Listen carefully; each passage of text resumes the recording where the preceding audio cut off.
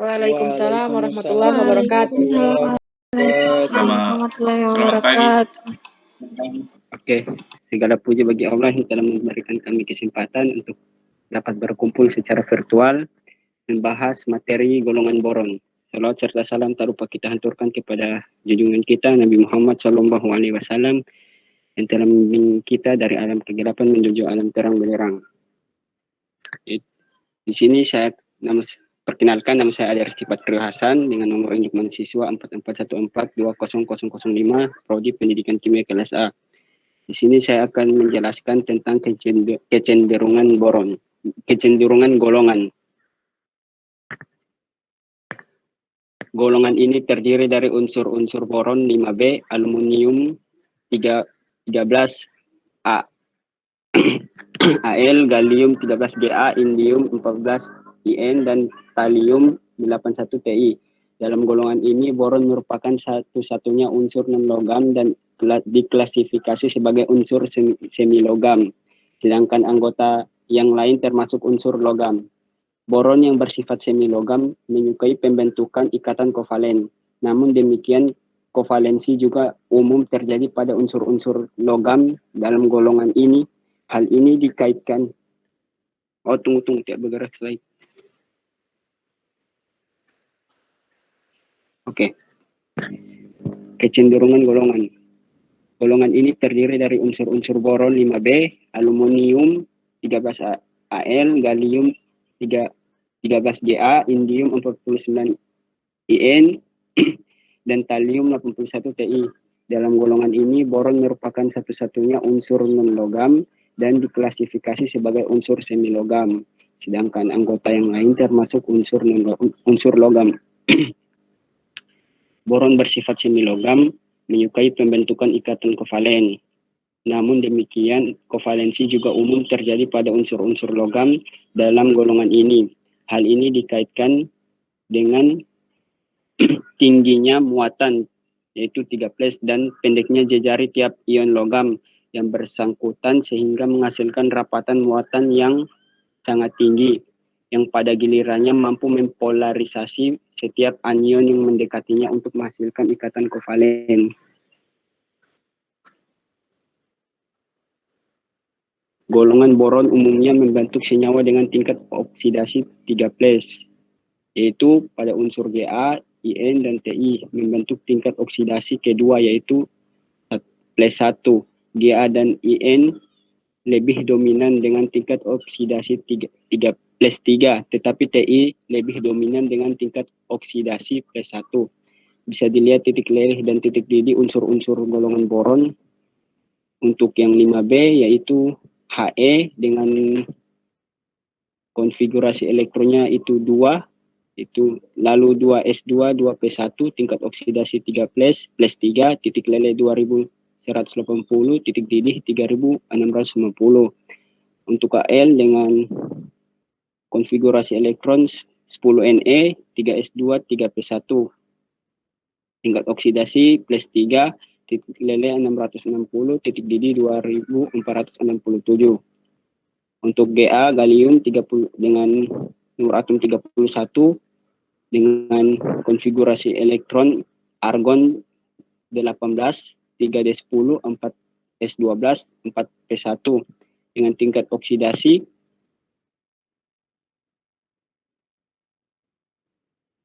+1, +1 dan +3, tetapi lebih mendominasi dari Ga yaitu +3 dengan titik leleh 30, titik didih 2403. Dan untuk unsur indium yang tadi yaitu dengan nomor atom 49, konfigurasi elektron dari Kr 36, 4d10, 5s2, 5p1 dengan tingkat oksidasi +1 dan lebih mendominasi +3, titik leleh 157, titik didih 2080. Dan untuk unsur Ti dengan nomor atom 81, konfigurasi elektronnya Xe54, 5d10, 5f14, 6s2, 6p1 dengan tingkat oksidasi +1 dan +3, tetapi lebih mendominasi yaitu +1. titik lele yaitu 303 derajat Celcius, titik didih 1457 derajat Celcius. Selanjutnya akan dilanjutkan oleh materi pembawa materi selanjutnya.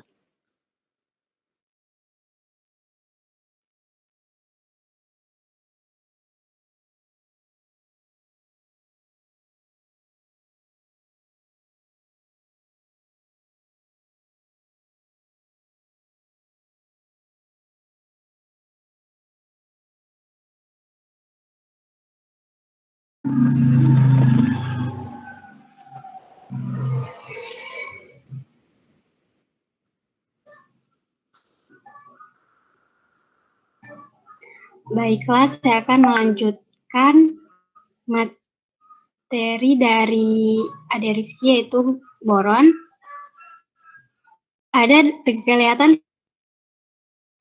slide-nya? Ada.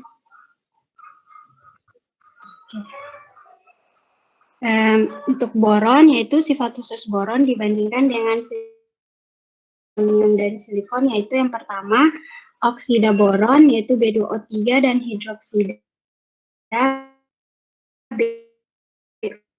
BOH3 bersifatnya amfoterik. Yang kedua borat BO3 3- dan silikat SiO3 2-. Keduanya mempunyai struktur dengan susunan yang sama, yaitu dengan persekutuan atom O menghasilkan bentuk rantai kompleks, melingkar atau yang lain dengan prinsip setiap atom pusat B selalu dikelilingi 4 atom O. Yang ketiga boron halida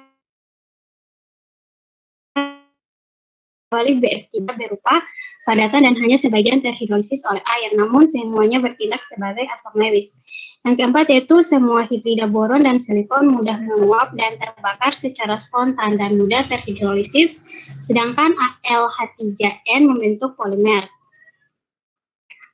Lalu senyawa boron, yang pertama itu metal borida, yaitu senyawa boron dengan unsur yang lebih elektropositif dari boron sendiri. Senyawa-senyawa ini dinamai borida. Banyak logam yang telah diketahui boridanya, yaitu contohnya seperti MgB2, AlB2, SiB3, Vb, CrB, Mb, dan Fe2b. Yang kedua yaitu asam borat atau H3BO3. Asam ortoborat atau sering diringkas sebagai asam borat dapat diperoleh dari hidrolisis boron menurut persamaan reaksi, yaitu BX3 tambah 3H2O menghasilkan H3BO3 tambah 3HX. Nah, asam borat itu berupa padatan putih yang sebagian larut dalam air. Yang ketiga yaitu asam tetrafluoroborat atau HBF4. Nah, larutan asam tetrafluoroborat itu diperoleh dengan melarutkan asam borat ke dalam larutan asam fluorida menurut persamaan reaksi, yaitu H3BO3 tambah 4HF. Dia menghasilkan H3O+ tambah BF4- tambah 2H2O. Nah, asam tetrafluoroborat itu merupakan asam kuat dan oleh karenanya tidak dapat diperoleh sebagai HBF4. Yang keempat yaitu boron trihalida yang tersusun dari boron trifluorida dan boron triklorida. Nah, boron trifluorida itu tersusun oleh ikatan boron fluorin yang sangat tinggi energi ikatannya, yaitu 613 kJ per mol. Lalu boron triklorida, dia energi ikatannya sebesar 456 kJ per mol. Lalu spesies kovalen boron triklorida itu berupa gas atau cairan pada temperatur kamar dan bereaksi hebat dengan air. Nah, reaksinya yaitu BCl3 tambah 3H2O, dia menghasilkan H3BO3 tambah 3HCl. Yang kelima yaitu boron hidrida, dia dapat membentuk senyawa hidrida seperti B2H6, B4H10, dan seterusnya. Lalu yang keenam ada boron nitrogen.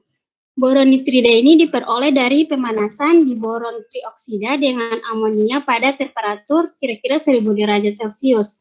Persamaan reaksinya yaitu B2O3 tambah 2NH3, dia menghasilkan 2Bn tambah 3H2O. Nah, boron nitrida itu mempunyai struktur mirip grafit dan merupakan pelumas yang tahan secara kimiawi pada temperatur tinggi. Baiklah, sekian presentasi dari saya. Apabila ada pertanyaan atau masih ada tanggapan, dipersilakan.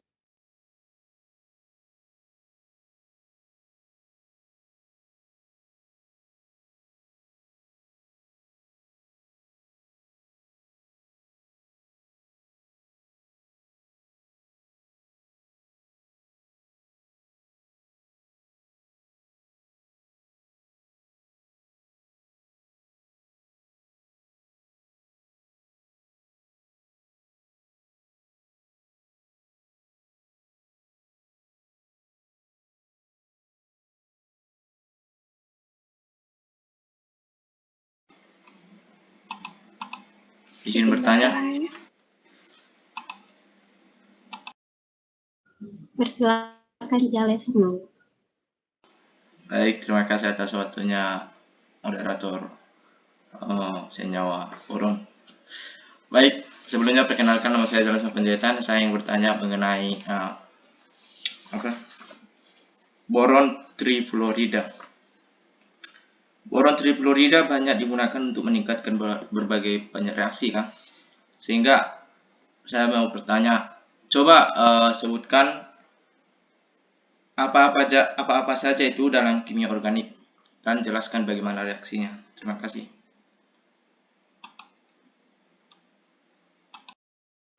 Izin Saya bisa bertanya langsung jawab. moderator.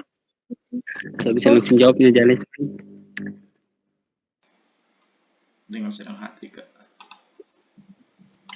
Oke, tunggu Bapak.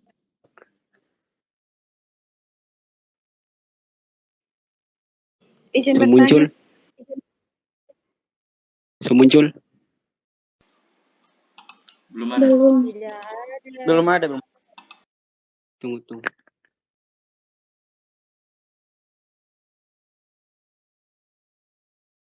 Tunggu, sutas ini share window. Tunggu. Sudah. Muncul.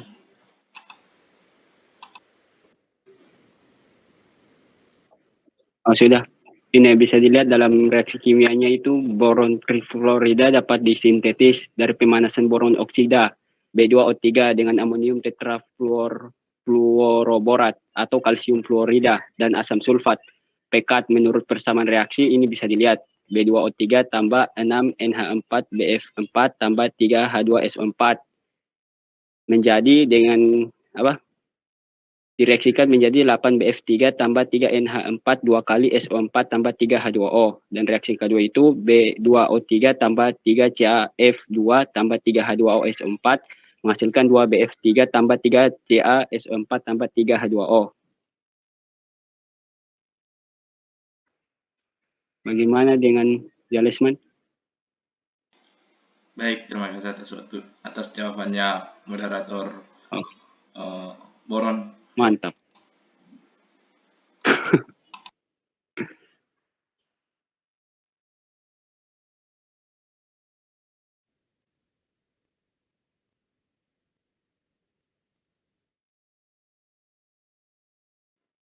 Dipersilakan kepada penanya selanjutnya.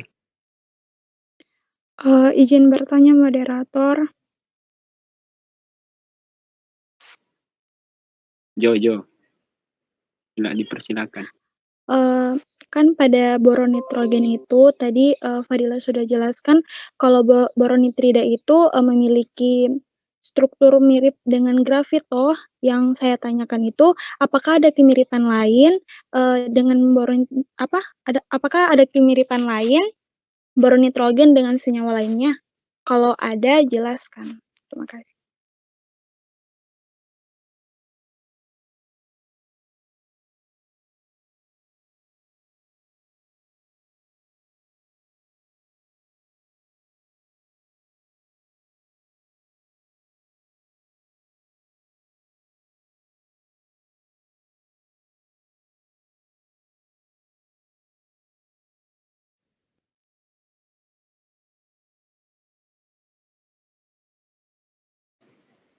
Terima kasih atas pertanyaannya. Untuk lebih jelas bisa ditulis di kolom chat agar peserta room bisa dapat berpartisipasi dalam menjawab pertanyaan dari Widya Lester Lamatenggo.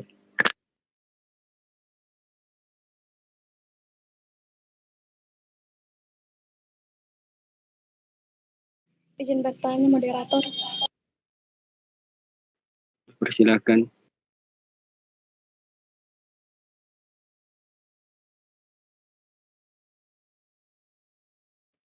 Persilahkan. Saya mau bertanya pada bagian boron. Pertanyaannya itu bagaimana mengidentifikasi adanya kandungan boron dalam suatu senyawa dan berikan contoh senyawa identifikasi.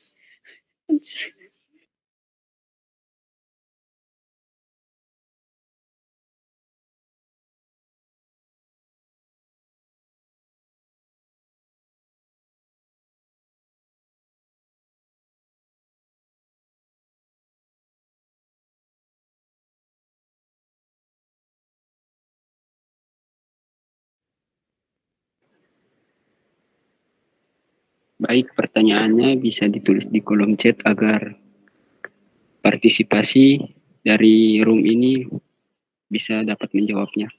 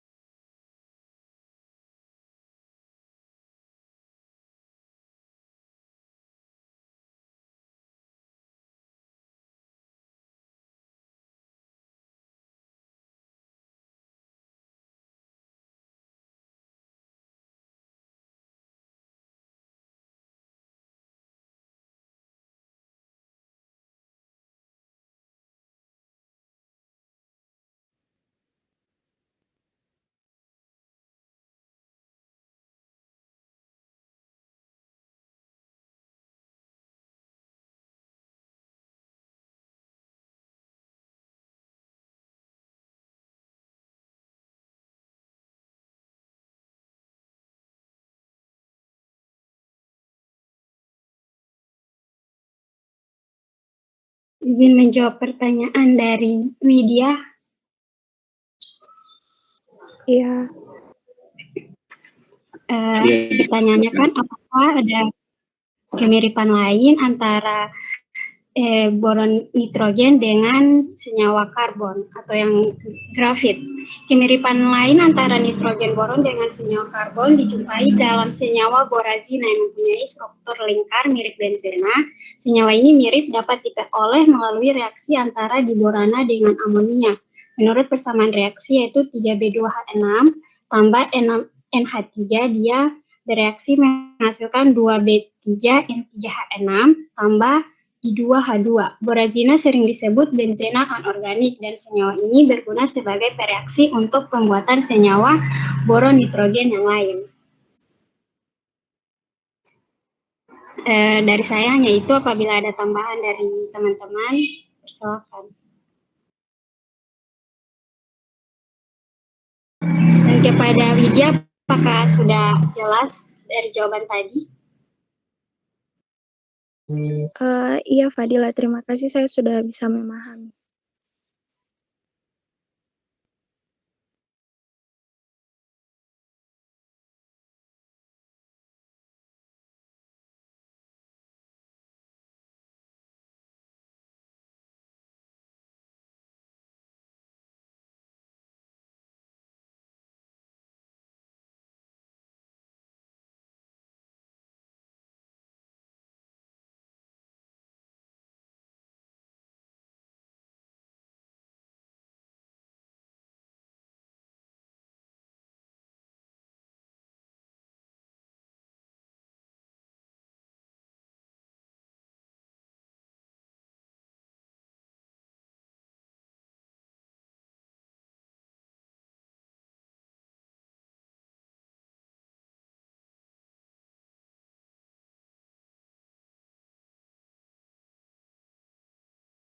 Izin menjawab pertanyaan dari Yunita, moderator.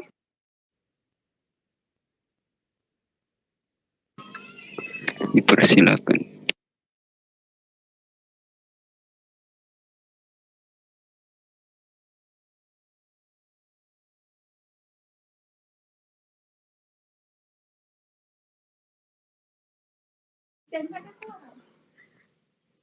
Itu astaga.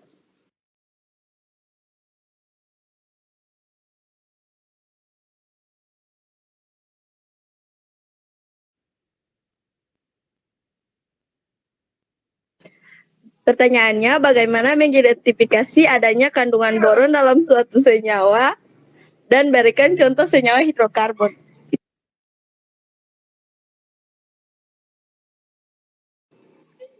Jawabannya itu beberapa cara mengidentifikasi kandungan boron pada senyawa yang mengandung boron. Yang pertama, bila suatu zat mengandung unsur boron, maka zat tersebut ditambahkan metanol dalam asam sulfat pekat kemudian dibakar, maka akan terbakar dengan nyala hijau. Hal ini karena terbentuknya trimetil borat yang seperti halnya ester asam borat lainnya dengan nyala hijau. Yang kedua, jika larutan asam klorida diteteskan pada kertas kurkuma akan terjadi warna merah coklat setelah diencerkan, yang jika dibasahi dengan amonia akan berubah menjadi hijau kehitaman. Contohnya, asam borat dengan kurkuma dengan adanya asam kuat akan membentuk kompleks rosianin, yaitu suatu zat warna merah karmesin yang jika direaksikan dengan amonia akan terjadi anion mesomeri yang stabil berwarna gelap. Perubahan warna ini membuktikan adanya kandungan boron dalam asam borat. Itu jawaban saya kembalikan kepada moderator.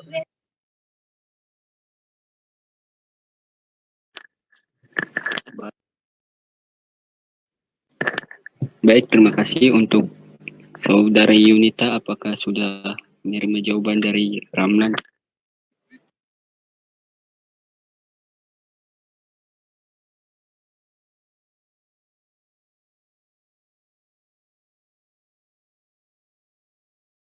Baik, terima kasih. Saya bisa menerima jawaban dari Rahmat Usman. Baik, untuk kepada para partisipasi yang lainnya, apakah ada yang ingin bertanya atau ada yang ingin menambahkan dari materi yang sudah kami bawakan?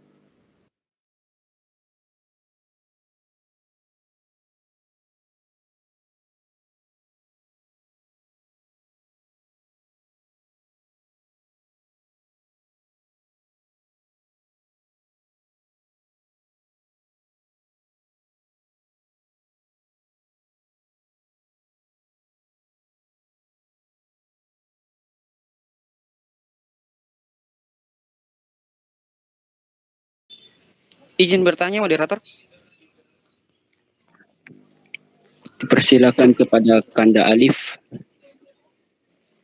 Iya, baik. Terima kasih. Langsung saja, saya ingin bertanya pada materi boron. Kan di situ sudah dijelaskan materi boron triklorida itu berbentuk gas. Pertanyaan saya itu, kan ini berbentuk gas. Bahaya jika terhirup oleh kita dan dampaknya itu seperti apa? Baru cara mengatasinya atau mengobatinya itu seperti apa? Mungkin itu dari saya kembalikan. Terima kasih. Baik, Kanda Alif, untuk lebih jelasnya pertanyaannya ditulis di kolom chat.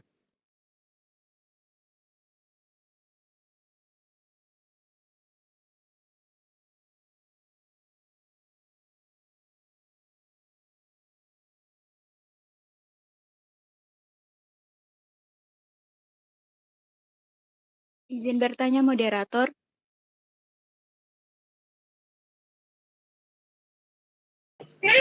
Dipersilahkan. Saya ingin bertanya, apakah boron itu memiliki isotop? Apabila ada, tolong jelaskan.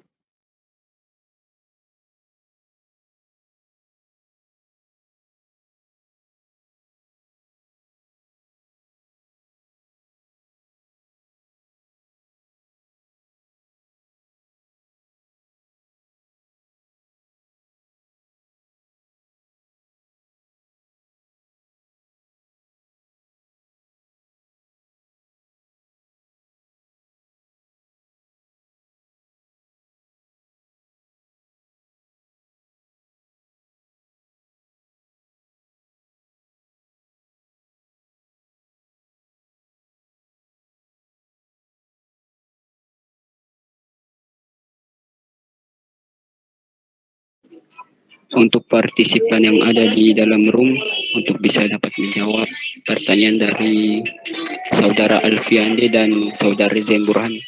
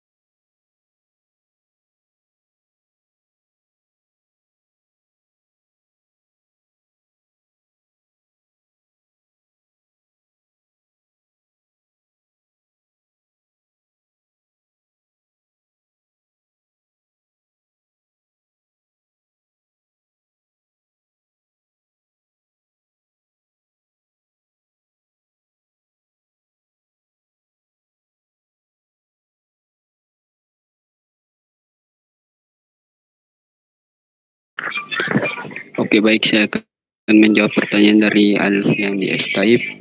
Apa dampak dari gas boron triklorida jika terhirup oleh tubuh dan bagaimana cara mengatasinya? Untuk bahayanya yaitu jika terhirup dapat merusak fertilitas atau janin jika untuk pada ibu hamil dan berakibat fatal jika tertelan dan masuk ke dalam saluran pernafasan, akan menyebabkan kerusakan genetik. Untuk penanganannya yaitu bisa dengan memakai perlengkapan seperti masker yang lengkap. Mungkin cuma itu, jika ada yang ingin menambahkan dipersilahkan.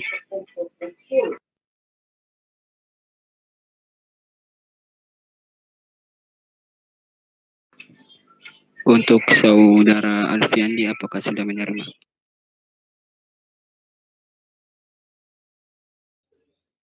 Izin menambahkan moderator. Dipersilakan, Regina. Untuk pertanyaannya Alfiandi Taib, efeknya itu yang pertama, kalau terhirup paparan jangka pendek itu dapat menyebabkan iritasi terhadap saluran pernafasan dan dapat menyebabkan korosi disertai hidrolisis menjadi asam hidroklorat.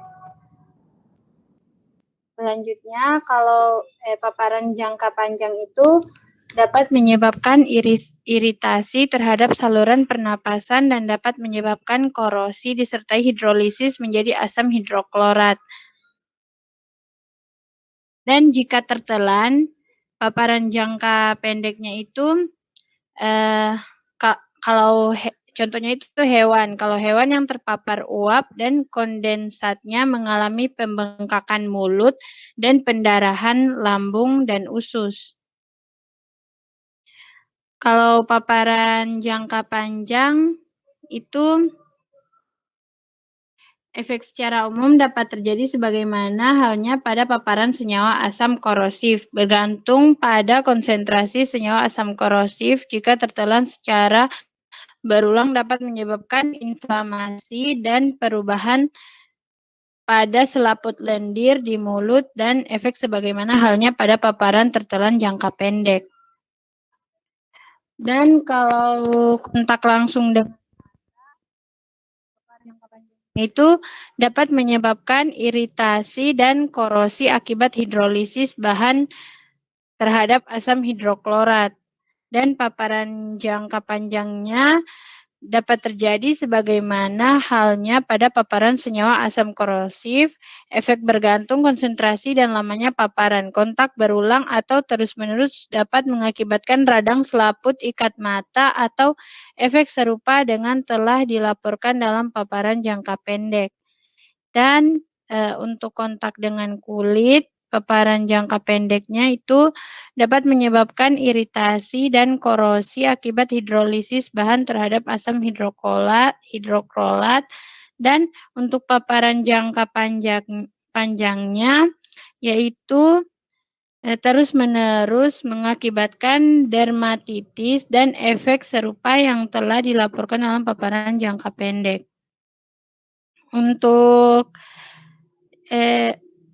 Untuk tindakannya itu semua ujung-ujungnya pasti dibawa ke rumah sakit, tapi ada tindakan pertolongan pertama, yaitu kalau terhirup, jika aman untuk memasuki area, jauhkan korban dari paparan. Kalau tertelan, itu berikan 3 sampai 4 gelas air, tetapi jangan dirangsang untuk muntah. Dan jika terkena mata, basuh mata segera dengan air yang banyak atau menggunakan larutan garam fisiologis sesekali membuka kelopak mata atas dan bawah hingga tidak ada bahan kimia yang tertinggal. Dan yang terakhir, jika terkena kulit, segera bersihkan bahan yang tertinggal dari tubuh sambil melepaskan pakaian, perhiasan, dan sepatu yang terkontaminasi. Intinya kalau dia pada pertolongan pertama ini tidak ada perubahan, maka selanjutnya dibawa ke rumah sakit. Terima kasih, moderator. Mungkin hanya itu dari saya. Baik, terima kasih atas tambahan jawaban dari Regina. Selanjutnya, jika ada, dipersilakan kepada Izin dijawab moderator. Dipersilakan kepada Kadaza Lesman. Terima kasih. Baik, saya akan coba menjawab pertanyaannya Jane Burham tentang apakah boron memiliki isotop. Apabila ada, tolong jelaskan. Di alam, boron terdapat ada 2 jenis isotop, yaitu 11B yang dalam alam sekitar 18,83% dan 11B sekitar 81,17% di alam. Artinya 10B itu apa sih? 10B artinya boron itu memiliki massa 10, sedangkan untuk boron yang ke-11 itu memiliki massa 11.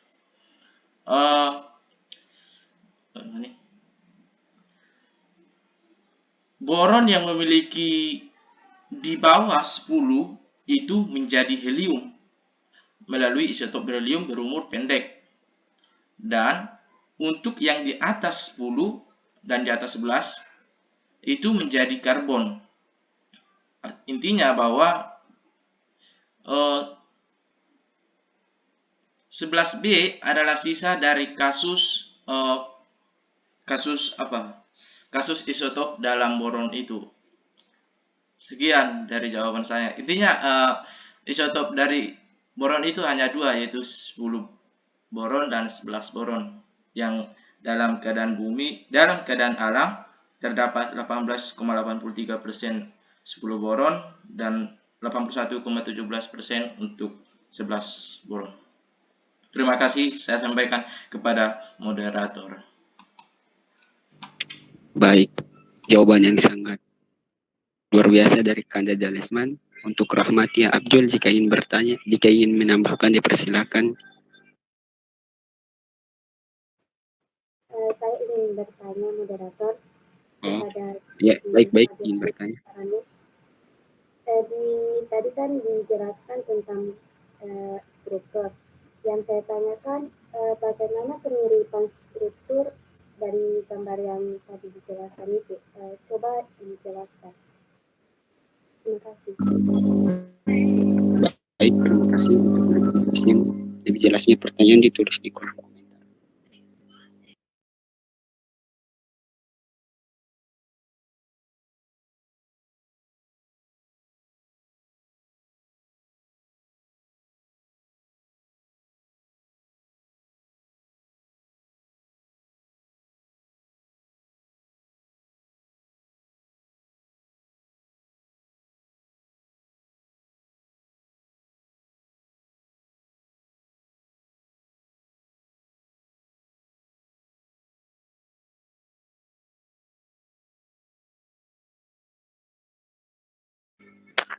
Untuk saudari Zain, apakah sudah menerima jawaban dari Jalesman Panjaitan?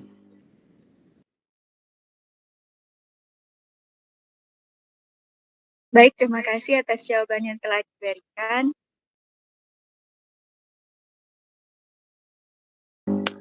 Baik, sambil menunggu pertanyaan ditulis di kolom chat, diharapkan partisipasi dari teman-teman di dalam room ini.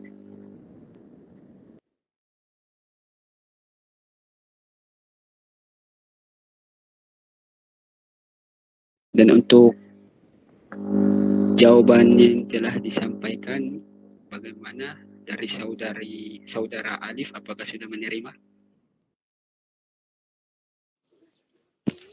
Iya, moderator.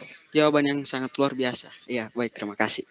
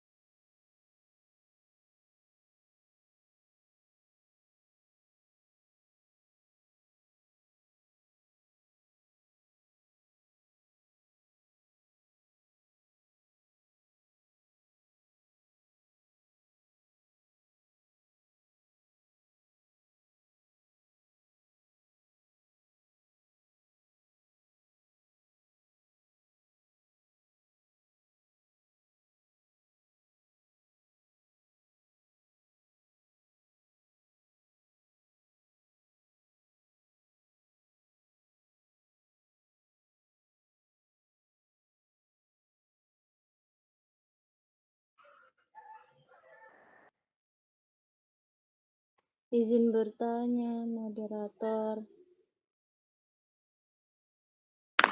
Dipersilahkan. Apakah boron trihalida dapat mengalami tumpang tindih? Jika iya, apa yang dihasilkan dari tumpang tindih tersebut? Terima kasih.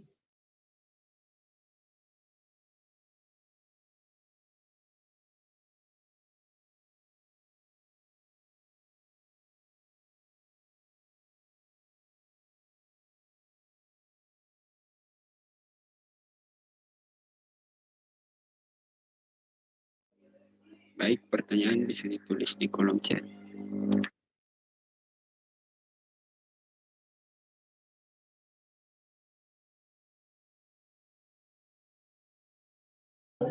Moderator izin menjawab pertanyaan Rahmatia Abjul.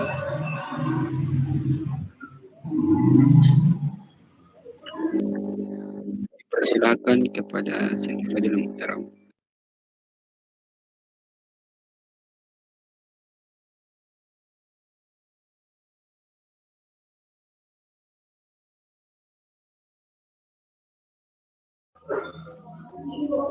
Kan pertanyaannya itu jelaskan kemiripan struktur antara boron nitrida dengan struktur lapis grafit. Nah, dapat dilihat pada gambar ini struktur dari boron nitrida dan grafit itu yaitu senyawa karbon, dia mirip, hampir mirip, semuanya hampir mirip karena dari ikatan rangkapnya juga mirip dari yang boronitrida dan dengan grafit.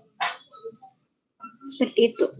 Apabila ada tambahan, saya kembalikan pada moderator.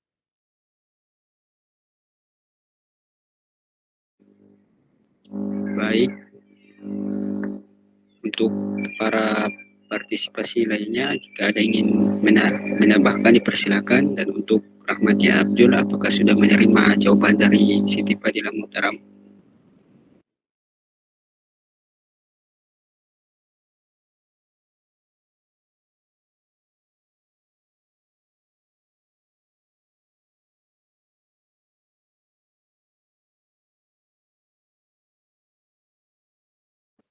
Baik, terima kasih.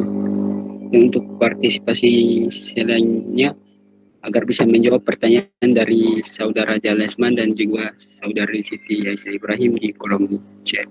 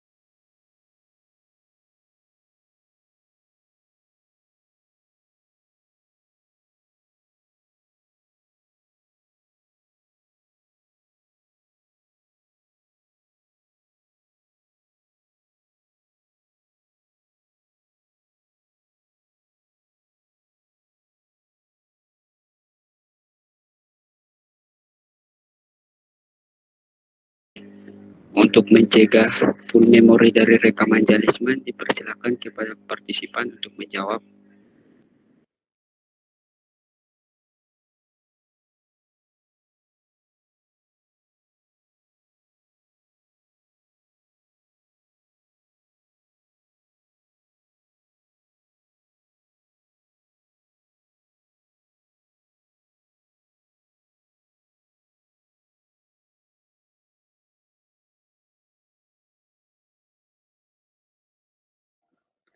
Izin menjawab pertanyaan dari Siti Aisyah, moderator. Dipersilakan Adinda Siti Istiqomah Golek.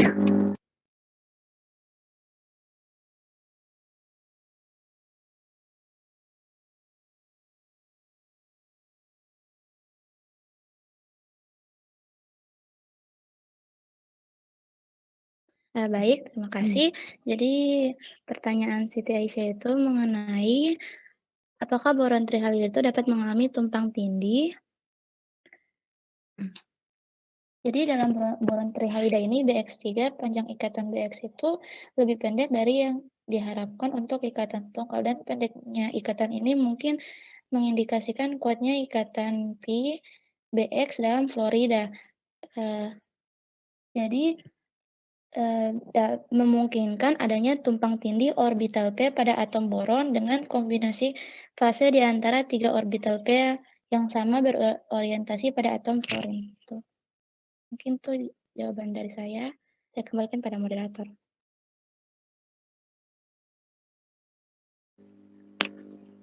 Baik, terima kasih atas jawaban dari Siti Istiqomah Golek. Untuk para teman-teman yang lain, apakah ada yang menambahkan? Dan untuk oke, dipersilakan pada Jarisman selanjutnya. Terima kasih.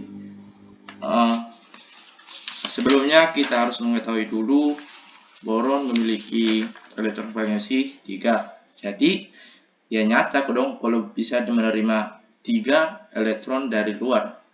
Di sini kan trihalida. Halida itu senyawa-senyawa seperti F, Cl, Br, dan apa itu? Brom. Jadi wajar kalau boron trihalida itu mengalami tumpang tindih karena memang sudah menerima senyawa halida dalam boron itu. Boron kita tahu menerima 3 elektron, yaitu satu di S, 2 di P. Intinya sp2.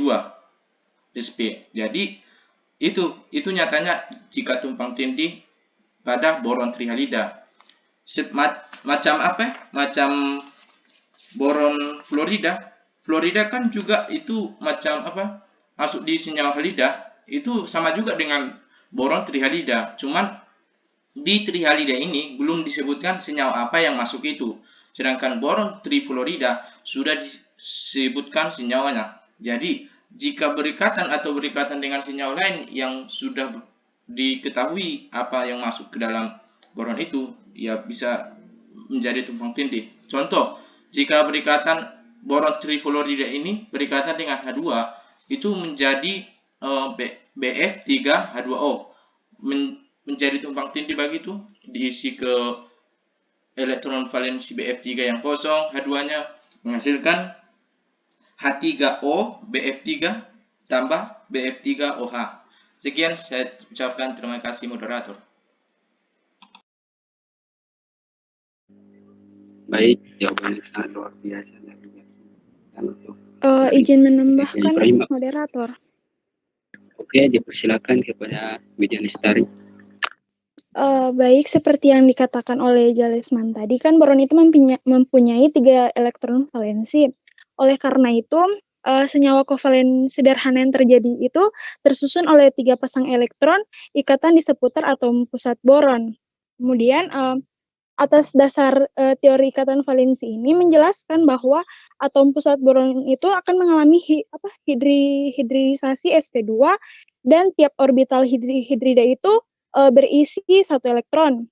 Kemudian orbital hidrida ini akan mengadakan tumpang tindih dengan cara ujung-ujung dengan salah satu orbital P dari atom halogen itu yang hanya berisi 1 elektron dengan akan menghasilkan ikatan kovalen atau disebut dengan sigma.